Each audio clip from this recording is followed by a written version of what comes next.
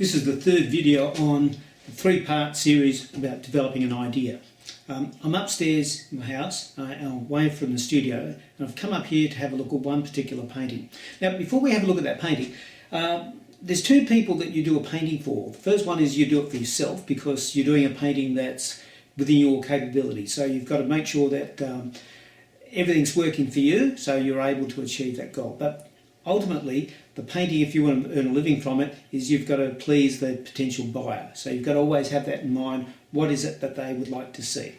Now, the painting I'm going to have a look at in a minute, I brought that up because it's got so many paintings within that one painting, and that can show different approaches. So I'll just try and explain this painting, and it's a difficult one to understand.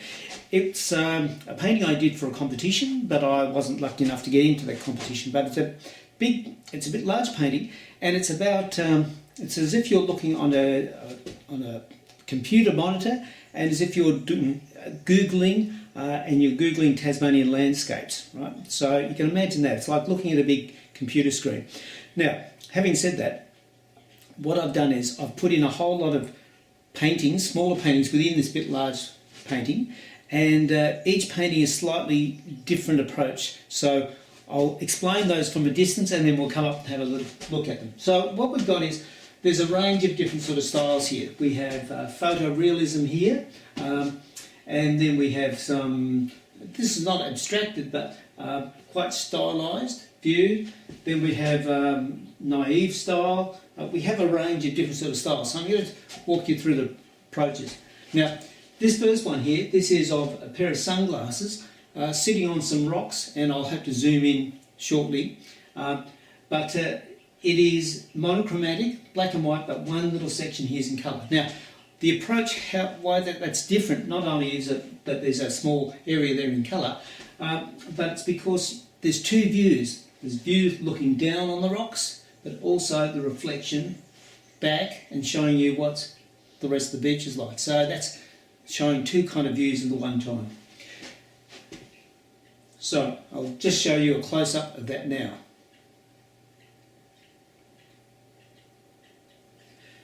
The next picture, this one here, this is of kind of the sea life of Tasmania. And so there's little fish there, that's really obvious to see, but we've also got different sort of sponges and other sorts of things there as well. But there's also leaves and plants, whatever, so that represents the wilderness area. So that's a very different sort of approach again, quite a different sort of style, flattening different shapes out. So if this is not your style of painting, you might want to go for something like that, a different sort of approach.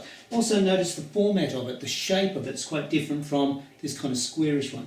This one over here, and I'll show you a large version of this and how I came to come up with that design and what I changed. But once again, like this picture here, it's in super realism and a small section that's in colour.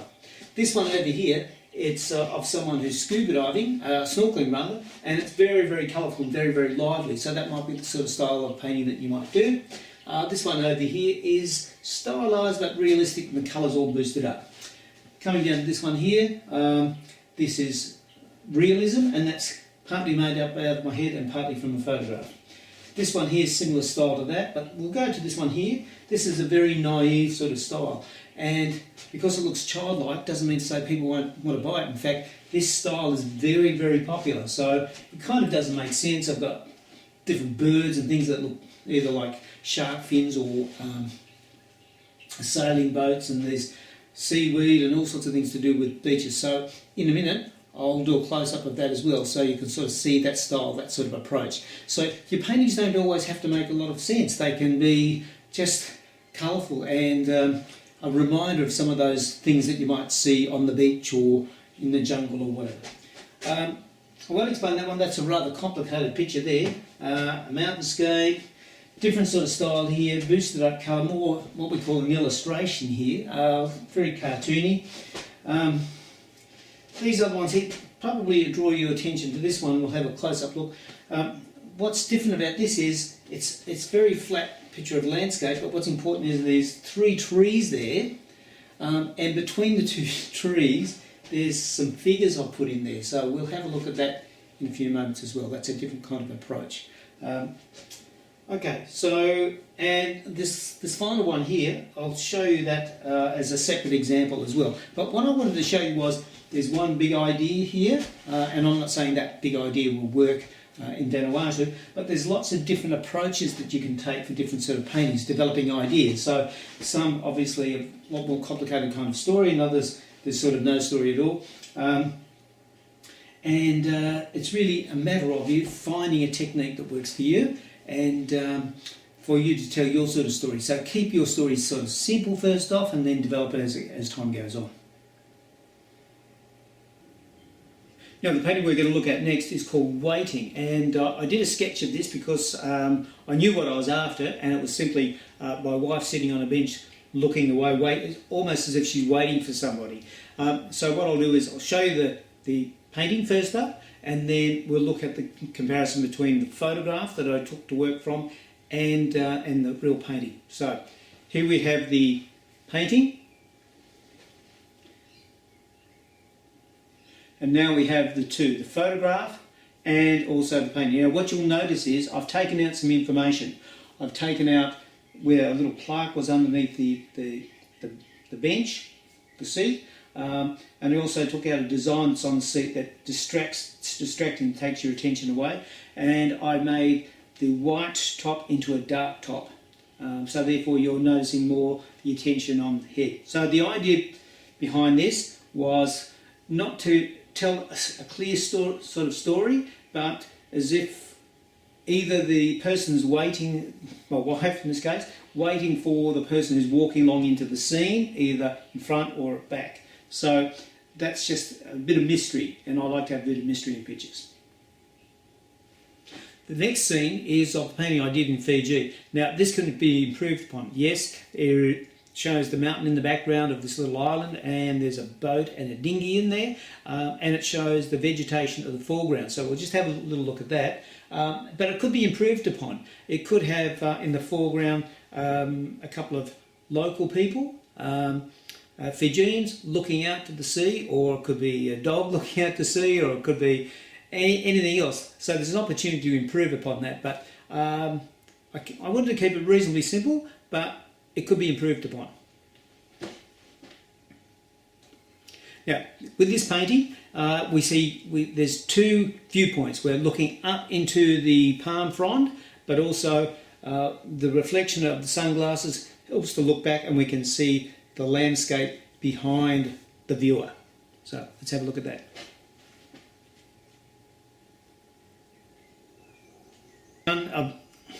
This is a scene from Tasmania, and it's a bird's eye view of a famous beach which we call Wineglass Bay. Now, just about everybody who goes to Wineglass Bay goes to a lookout point and takes photographs from there. But I didn't want to do the usual sort of scene, so I found a photograph of that beach from up high, but it looked a bit sort of that I wasn't being creative enough, so I put an albatross, a bird, in the picture as well, and made a few minor changes here and there. I put a sailing boat, very small, down into the picture, and I put some people also on the beach, but they're very, very, very tiny. You've got to really look for those. So rather than having a walk-in view, as if you were taking a photograph, I took an aerial view. So sometimes I do paintings as if it's a dog's view, looking up, looking across, but in this case it's a bird's eye view. So regarding developing an idea, even though I've shown you my work, and it probably looks like I'm being a big head showing you my work, but I'm just giving you an idea of some of the concepts I had behind developing those. So you may just have one idea. All you want to do is show the landscape of around your area, that's fine, or you might want to tell more stories, or you might develop much more complicated stories, or it might simply be of the flowers around your area and do a series, or it could be of the boats in your area or the people in your area. It's totally up to you. I take a different approach. Every time I have a major exhibition, I take a very different approach, but I've been doing this for a long, long time. So I suggest that you find an idea or concept that works really well for you, that's nice and simple, that's manageable. In the end, you want to have some successes. So start with doing some simple drawings and develop your ideas as they go. Don't worry about doing work that's similar to mine or try to be competitive. Don't worry about that at all. Don't be competitive. Just be yourself. And you'll be surprised. Even the most naive, sort of scratchy sort of paintings or drawings or whatever, don't worry about your style. Someone will like your work. And it's a matter of keep on going, as long as you're enjoying it. And let's face it, it's probably better to earn living from doing some paintings. That's probably a lot easier than work, slaving away, doing some other sort of job. So it's worth a try. But as I said in the other videos, it's practice, practice, practice. Not only with drawing, but with painting as well. And it's also important to talk to other people about your ideas in painting.